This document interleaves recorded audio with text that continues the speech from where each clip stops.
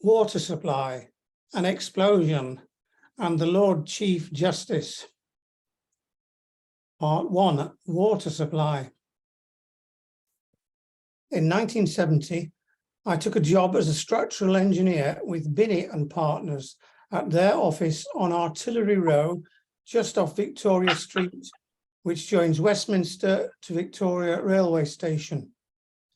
Binney's were consulting water engineers. That means they found out how to provide water supplies. Then they designed water supply schemes with contractors building the treatment works, tunnels, pipelines, and sometimes dams that Binney instructed. 10 years earlier, Binney's had designed the second largest dam in the world at Mangla in Pakistan, only the Aswan High Dam in Egypt being bigger. The founder, Alexander Binney, in the 19th century, had been in charge of new water supply in India. Just as British engineers designed their railways, Binney analysed rainfall in different parts of the subcontinent, so knew where to build dams, treatment works, pipelines, etc. In 1970, I had just become a chartered civil engineer. This had entailed periods of employment with consulting engineers and periods with civil engineering contractors. I had moved to London from my native Sheffield in 1967. On becoming chartered, I applied for various jobs, but took Binney's because I could walk there from my bedsitter past Lambeth Palace and across Lambeth Bridge. I was a civil and structural engineer, but worked with water engineers, hydrologists and geologists. Binney's were located near Westminster because much of their work in Britain needed an Act of Parliament. Buildings get permission via the local authority planning department, bigger things by an Act of Parliament via parliamentary agents who find an MP willing to sponsor a bill. I was put to work on a scheme called the Three Valleys Water Scheme. This was a scheme for a consortium of water companies in the northern home counties. The scheme abstracted water from the River Thames at Datchet, not far from Windsor. Via a tunnel, it flowed to a treatment works at Ivor in Buckinghamshire. I designed the buildings which enclosed the plant there. When I go to Paddington by train, I get a glimpse of it just east of the M25. Then the water was taken from Ivor by pipeline to an arc of the home counties just north of London, where the three companies distributed it. Now, this is where I'm going to hope again to share. And I'm flummoxed.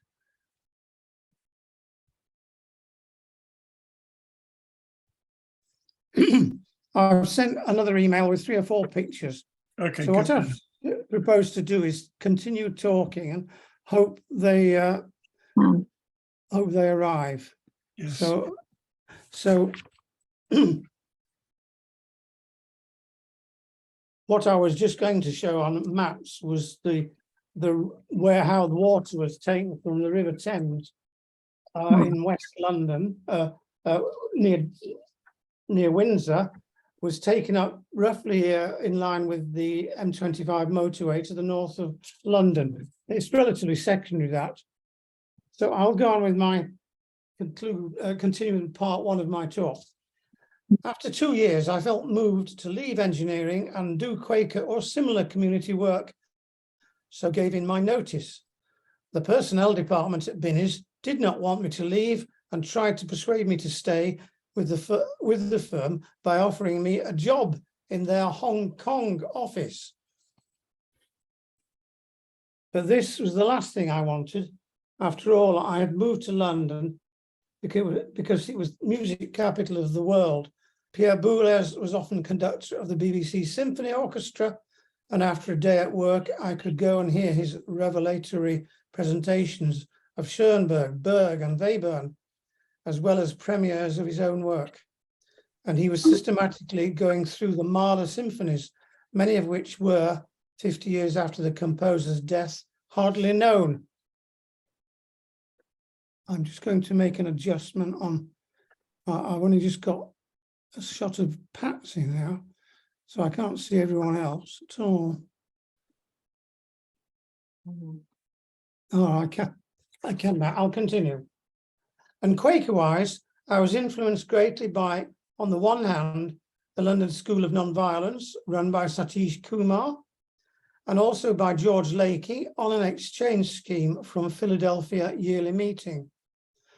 That led me to being in the core group that founded Some Friends Community in Bethnal Green, where I lived for 17 years.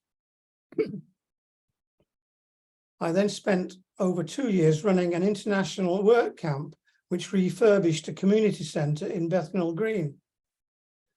After that, I got a more normal job as a structural engineer with the National Building Agency. And after that, with a well-known structural consultant, before setting up my own practice. So I had little knowledge of Binny's work in the next decade. Now we can continue to part 2. But any chance of, did any photos come? Do carry on meanwhile. Okay, part 2, an explosion. I will describe a project by Binney and Partners, which I knew nothing of until the 1990s. This is in fact a court of appeal description. The case had already been heard in 2 courts at lower level. Between 1972, excuse me, between 1972 and 1979, a link was designed and built between the River Lune and the River Wyre at Abbeystead. The link was designed by the first defendants, Binney and Partners, between 1972 and 1975. Constructed by the second defendants, Nuttall's, tunnelling contractors, and after 1979 operated by the third defendants, the North West Water Authority. Patsy, if you could make me co-host. Show us pictures, it'll be wonderful. Yeah. So it's still part of the judgment paper by the Court of Appeal. On 23rd of May 1984, a party of 38 people from the village of St Michael's on Wyre went on a visit to the pumping works at Abbeystead. While they were at the pumping works, there was an explosion in the valve house. All those in the valve house were injured and 16 died. The cause of the explosion was an accumulation of methane in a void in the tunnel, which was pumped into the wet room of the valve house and probably ignited there by a match or cigarette lighter. The void existed because the washout valve was partly open and there had been no pumping for 16 days in a period of drought. I can hear feedback. That's me. I'll read 3 more sentences. As a result, ingress of groundwater through the walls of the tunnel had been less than the total egress through the walls and the washout valve. Methane accumulated in the void, having entered partly as gas and partly in solution in water. When pumping took place, the methane was pumped up through the valve and into the valve house. So starts a report by the Court of Appeal, which went on to put all the blame for the explosion onto Binney and Partners. I'll pause a little and wonder whether David has got to. I think. All right. All Right, that's good. Okay, well, can you hear me still? I'll improvise. That's a view in the Forest of Bowland, southeast of Lancaster, looking south, and on the left you'll see parts of a reservoir. Try the next one, David. Scroll it, possibly. Yeah, I'm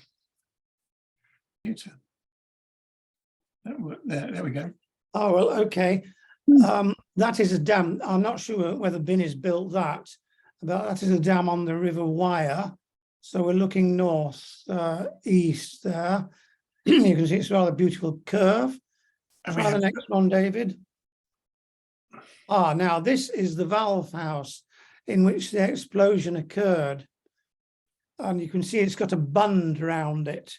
That may have been since it was rebuilt and recommissioned, because it has all been recommissioned. And this water scheme,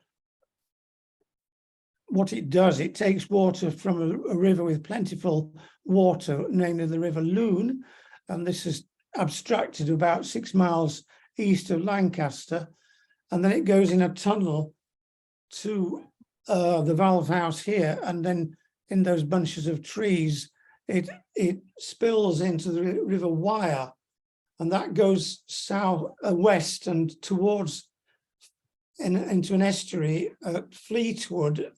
And so this is a public water supply for the people of Fleetwood and Blackpool.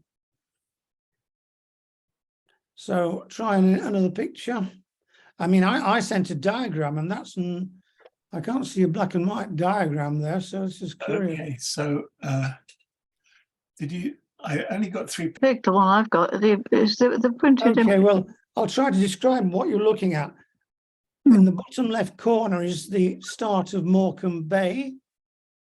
Yeah. Yeah. Then the town of Lancaster is signified just to the right of that. Now it's gone. Yeah.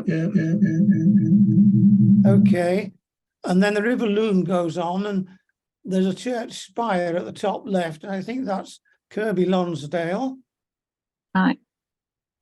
And then if we move to the right of that drawing, you'll see a squiggly lot, which is the River Wyre.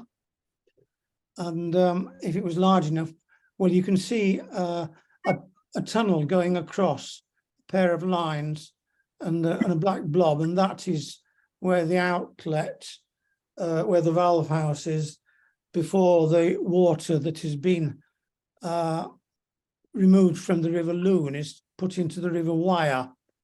So that's that.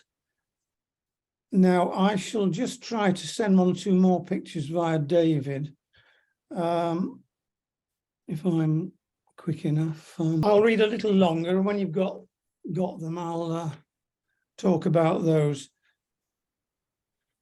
So as I say, May 1984 passed without me hearing of the Abbeystead disaster, as indeed most of the 1990s.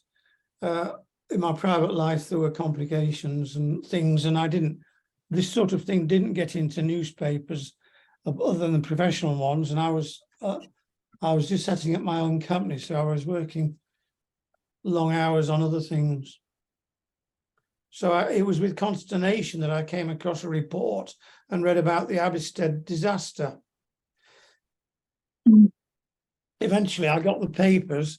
Tell me when you're ready, David. Yes, I've put a picture up, Jeffrey. All right, well, okay. And there's Right, well, I'll talk about, okay, that's the valve house as it is now. And just in the dark shadow to the left is a memorial. If you can find another thing that's a memorial, here we are. I'll read it. This stone is given by His Grace, the Duke of Westminster, in memory of those of the parish of St. Michael on the Wyre and of the Northwest Water Authority who lost their lives tragically in the disaster of 23rd May 1984. And then there's a bit of a psalm. Anybody who's good at theology, we can talk about this later. God will show us the path of life. In his presence is the fullness of joy. I don't quite relate that to the disaster. Is there another picture, David, at all, or is that it now? that's I think I just there. That's there's, it then. there's That's another, fine. I've Yeah. friends have got a taste of the beautiful countryside around there. Shall I And, stop so I sharing? think if we leave your screen share now, I'll keep going. video. There you go. Okay, That's it.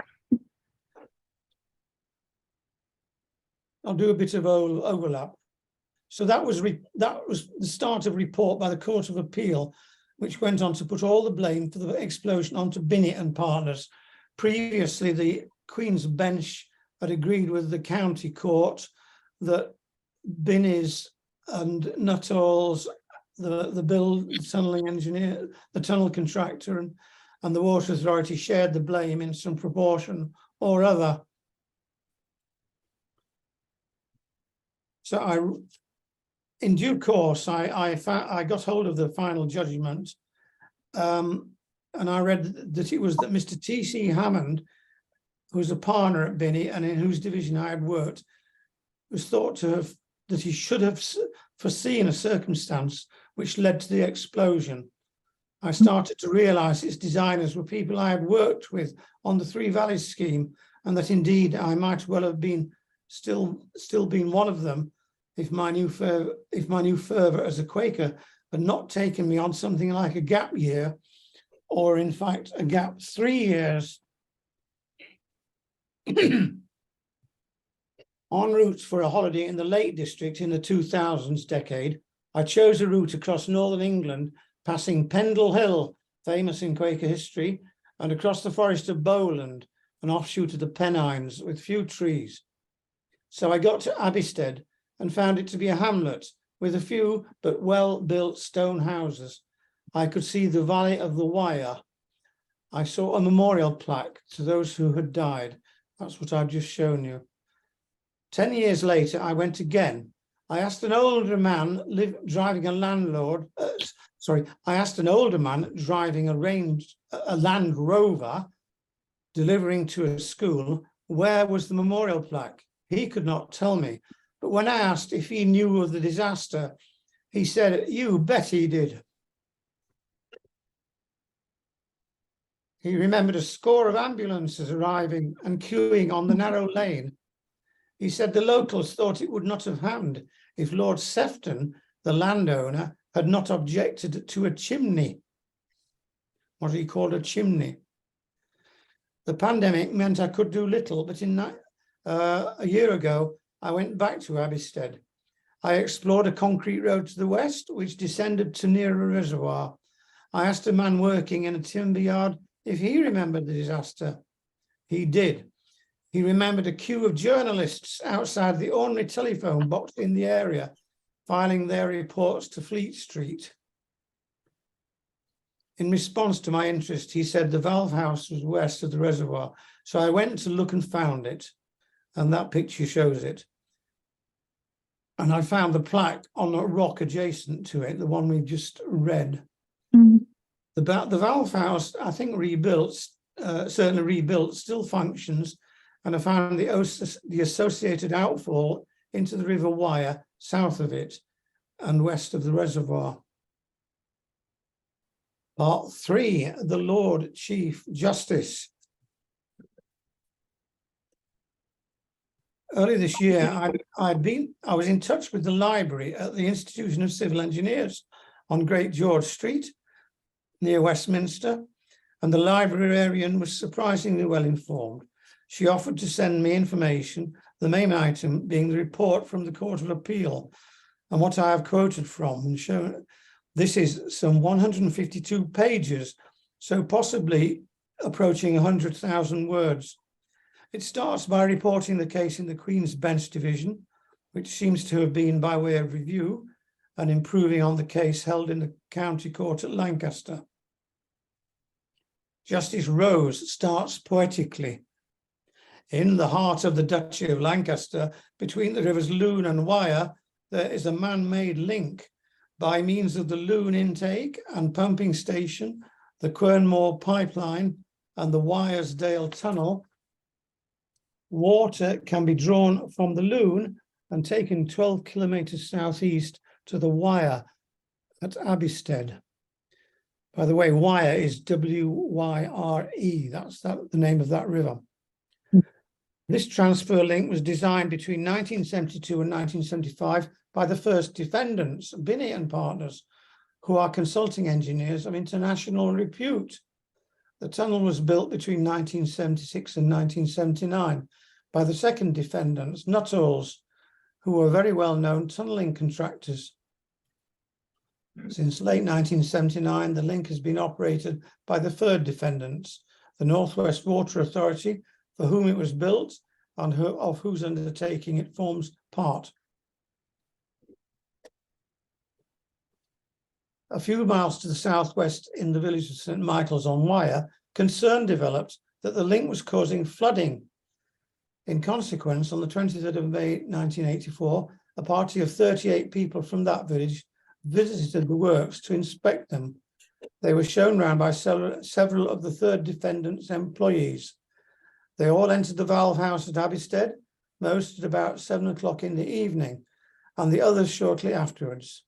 At about 7:30, there was an appalling explosion. It tore the roof off the valve. It tore the roof from the valve house. Everyone inside was injured. 16 died. In this action, the 31 plaintiffs are representatives of members of the visiting party who were killed or injured. They claim damages for negligence against all three defendants. The cause of the explosion is not in dispute. Methane, which had accumulated in a void in the tunnel, was pumped into the wet room of the valve house and was there ignited, probably by a match or cigarette lighter innocently inflamed by one of the visitors. It is common ground that none of the defendants had foreseen the accumulation in the tunnel of a dangerous quantity of methane. It is common ground that if it had been foreseen, the tunnel and valve house would and should have been designed or built and are operated differently. But much of the 150 pages in Lord Justice Bingham, but much of the 152 pages is Lord Justice Bingham analysing scores of pages of methane data and how it might percolate through thousands of feet of strata. I'll add into my text here. I understand from some of this that about 10 years, around in the 1970s, a paper was produced, I think in North America, showing how methane had percolated up through many thousands of feet of rock from some carboniferous strata or something. And that was the first instance of how it could travel upwards through great thicknesses of the Earth's crust. Anyway, Lord Justice Bingham writes 70 or 80 pages of print, analysing lots of data. He formulates the view that Binnies could not be held to have known this was a risk. He then held they should not be held responsible. The other two Lord Justices did not agree. So my old firm Binnies took the blame. I now know no one who worked at Binnies in those days. My impression is that the decision against them led to this very large consultancy of international repute not getting commissions. Eventually they merged with an American company and eventually their name disappeared. I imagine many of the eminent partners were devastated, not least Mr. Hammond, who was made to carry the can. After all, members of the public were killed or hurt. And I remember seeing Mr. Hammond. He'd come into the office in a brown tweed suit and say very useful things. He was probably about 65 at the time. The librarian at the institution tells me that there's a new Binnies in operation now, based in Surrey. Though I was not involved with the Abbystead scheme, I take heart from the fact that the man who became the most notable Lord Chief Justice of the 20th century, Lord Chief Justice Bingham, did not think Binnies to blame. Whether my colleagues of 50 years ago felt any relief in this way, I do not know.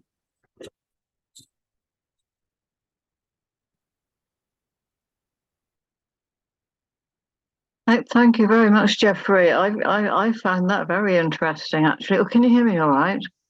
Yes, Yes. exactly. I don't know.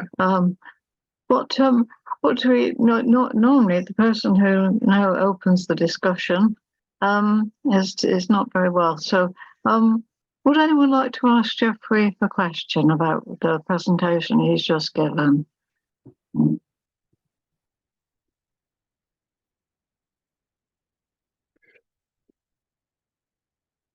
Yeah. Whoops. I'm going to leave with one computer.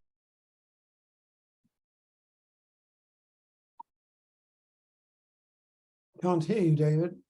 You're mute. I'm muted. Sorry. Yep. Jeffrey, I'm wondering how you felt affected by it. You're obviously not involved in the directly in that project, or to what extent do you feel a connection? You're obviously moved by it because you're working with a company that was involved with it. So I'm interested in how it feels to you telling the story. And Yes, well, the official report mentioned, so I'll start again. I worked for Binnie's for less than 2 years. I was in my 20s. It wasn't unusual for people in their 20s to work for a relatively short time. I wasn't that chummy. I'm slightly reticent. I didn't really get to know them a great deal. Working as an employee engineer, it never quite worked. It was only when I set up my own company in 1984 that I started to feel involved and was sort of offering my engineering experience to people. But I look back and I can remember, I've got quite a good memory. I can remember my boss Martin phoning up the chairman of the Three Valleys Water Company, who was a Sir John somebody, and holding forth in a matey sort of public school kind of voice. That wasn't quite me, but it was quite friendly. I can remember a man starting work there just a few months after I did. That was, I won't mention his name. He wasn't a partner, but his name is the only other name apart from Mr. Hammond from Binnie and Partners that seems to appear in the official documents. And this was his first name was Patrick. I didn't really get on with Patrick very much. Firstly, on one occasion, he said that civil engineering was changing geography. Now, I didn't really approve of that sort of thought because I didn't think humans should change geography. But on reflection, of course, it's been happening for thousands of years. So in a way, I recognised that Pat was rude. It wasn't inappropriate for him to say that we were changing geography. And if you look at a scheme that takes water from one river 10 miles south to another river, well, that is certainly changing geography. So although I didn't really get on very well with this man, I sort of still remember him. I don't think I remember many of the other people very much at all. On one day, it was announced that there was going to be a coach trip, and we could all, instead of working, go on a coach trip. And we went to see Grapham Water, which is a reservoir near Huntingdon, so the west of Huntingdon. So, and the thought was that people who'd not seen a Binnie and Partners water job could go on a day trip, an afternoon trip from London. So we went up the A1, and there was this very large reservoir with a few yachts on it. It wasn't a weekend. I guess there's more yachts on it at the weekend. And so as well as providing water to people, it provides fun. So to some degree, that's as much as I remember Binnie and Partners. Quite often I've passed the Artillery Row and seen the rather ornate entrance to their offices. And although I've kept in touch to some degree with a lot of earlier colleagues, I never kept in touch with them. My immediate boss was called Martin. He was about 20 years older than me. And by now, therefore, he'd be 98. So, maybe some people around are inquisitive enough and sensitive enough to try and seek out people and become a detective, but I'm not one of them. The other thing that comes to my mind is, you know, you're getting methane out of the rock, and of course that's become quite common now with shale gas and so on. But I rather imagine that was an unexplored thing in those times and not understood, and therefore, you know, outside people's perception and hence unexpected. Hence the suggestion, the judgment from the one law lord that Binnies were not responsible, perhaps. Yes. Well, as I say, it all hinges on a paper produced in a learned journal of findings of which I suppose were about 1970 that this was published. And it certainly wasn't in Europe. I think it was in North America somewhere. And of course, the different geologies doesn't necessarily mean it correlates at all. Although on the other hand, in a sense, yes, Mr. Hammond should have been aware of this paper. Well, he wasn't a geologist, and Binnies had a geologist department, and a very interesting fellow appeared every fortnight or so in the office to hold forth about geology and listen to what was being suggested. And so I guess I can remember his name, but I won't mention it. So contrary to what I said 5 minutes ago, I do remember other bits of snippets. And in fact, another snippet I remember was a man in the next office. And one evening I was working a bit late doing drawings on a big double elephant drawing board. This was years before computing and computer-aided drawing. And I was whistling to myself loudly a theme from a late Schubert piano sonata. And after a few minutes, the door burst open and this man arrived and said he recognized this music. So I was whistling this exuberant theme from a piano sonata that Schubert wrote in the year he died.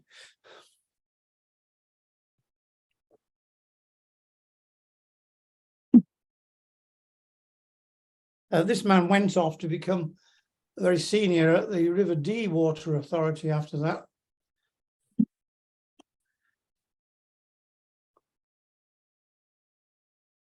Graham.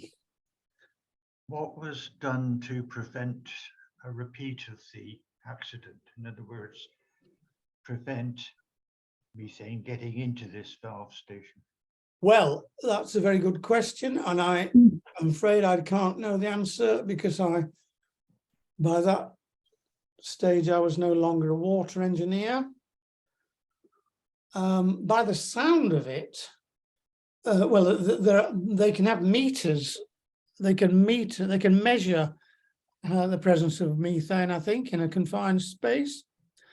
Apparently, this tunnel was an open jointed tunnel. So as opposed to the London Underground, when you go under the River Thames, you don't want open jointing there. Otherwise, the River Thames comes in. It doesn't matter when it's a water supply tunnel if water comes and goes from the tunnel. So it's possible that they seal all the joints. That would mean putting it out of action for some months. I don't know the answer to that. I haven't come across a paper. I could research, I suppose, in the institutional library an answer to that. Of course, another thing would be don't have 38 members of the public in a location where an explosion could occur. And I bet they were kicking themselves for that, really. And I suppose that's why initially the Water Authority was one of the defendants. And here again, I'm not awfully impressed by the quality of the Court of Appeal, in a sense, because the two other judges, Lord Justice Rose and another one, don't seem to have thought it out as strongly as Lord Bingham. And Lord Bingham, if you look in Wikipedia, he's classed as the best Lord Chief Justice that Britain had in the 20th century, and clearly is able to think from first principles. And he seems to have more or less taught himself the chemistry of methane to be able to write half of the report, which, by the way, I've got a copy of if you want it to be emailed.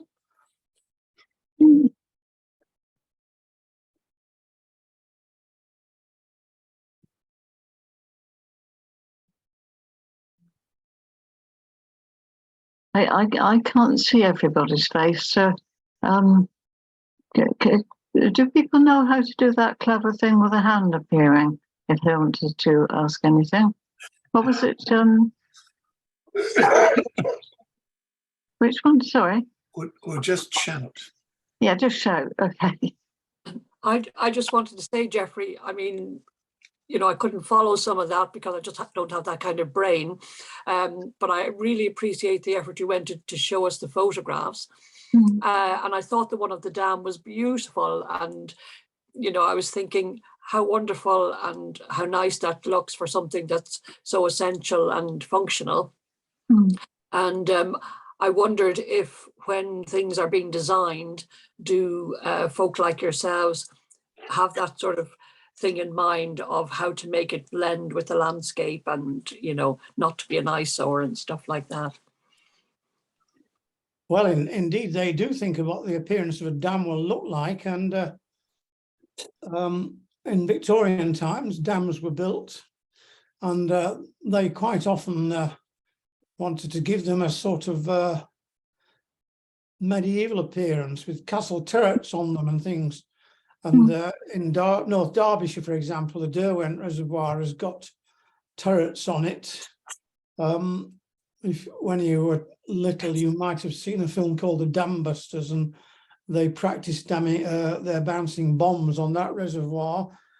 And many public reservoirs, certainly built in the 19th century, would have a sort of ornamental building on them attached in some way, and something that was a bit medieval, which was almost biblical, because it was water supply, and they thought that the supply of water is fairly holy, and therefore let's have architecture to suit. Of course, in modern days, that's done differently, and certainly if I'd been able to show you the maps of West London, you'll see how apparently something called the Queen Mary Reservoir, which is about 2 miles diameter, an irregular blob shape, but about 2 miles diameter. It seems to be on top of the tunnel that we built in 1972, going towards Iver. So the complexities of infrastructure are vast. And of course, the M25 was built after the tunnel was built. So at some stage, the M25 passes across a tunnel. Well, I imagine the tunnel were segments which are safe from any corrosion in the ground. In the London Underground, they're cast iron and bolted together. That was possibly what these tunnels were, but I can't be sure. I didn't follow the profession of tunneling engineers. I once went for an interview as a job as a tunneling engineer, again with Nuttall's, but I decided to do something different. And I moved back into structural engineering more and specialised in structures to do with housing.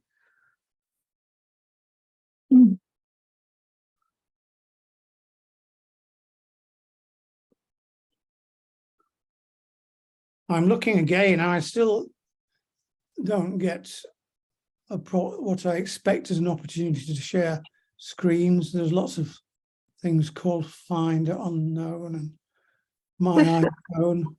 So Sure. I'm very disappointed because I would like to have smoothly gone through it. If you find anything later that you would like, it's quite possible that David could include it. I think when he is that right? That is right, isn't it, David?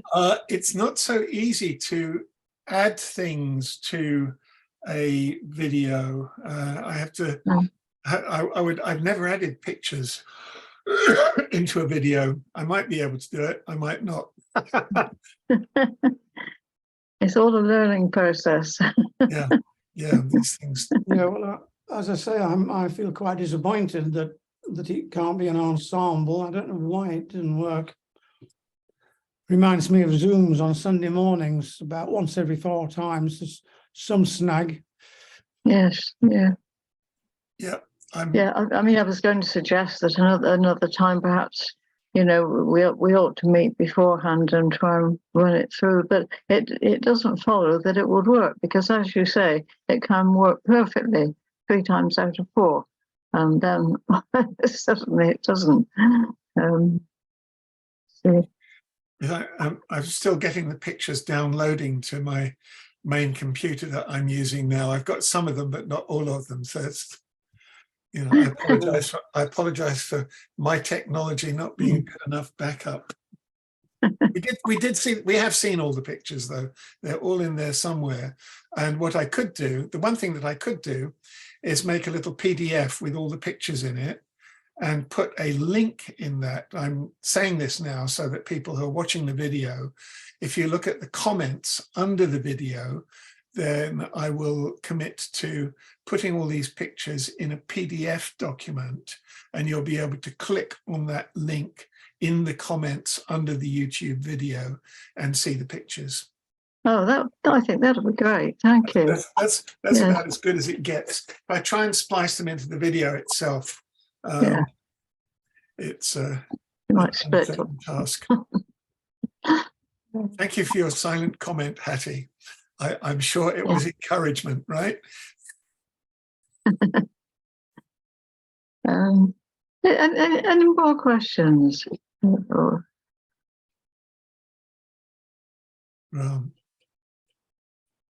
Interesting to see, you know, how these, you know, how things can go wrong, and how people, you know, how it's handled by the legal system, to hear that, and the impact it has on people's lives.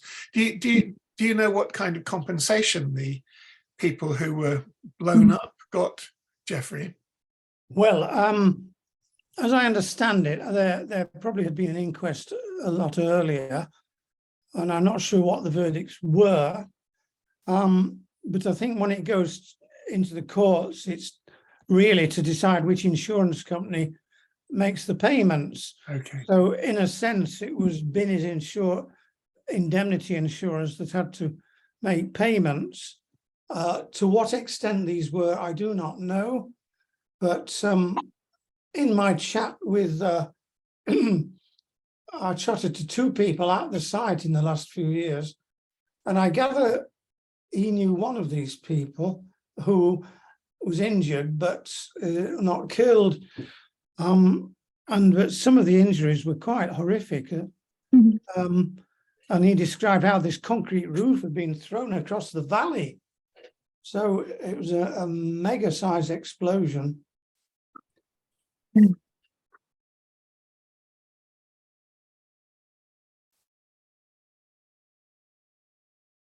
Wow.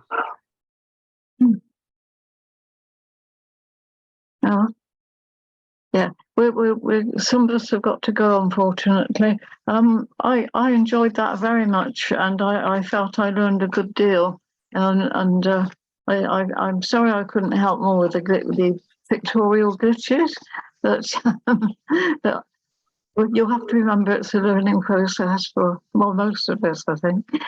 Thank you very much indeed, Jeffrey. It was but most enjoyable, interesting, and Next week, Clive Burton from Bristol Books is going to be talking. The title takes some thought to. It's 20. I think I'm quoting exactly. 20 to train. The life of a tunny. TONNY. I think it may refer to Clive's time in the armed forces, but I'm not quite sure. I could be wrong. Does anybody know what a tunny is? TONNY? No idea.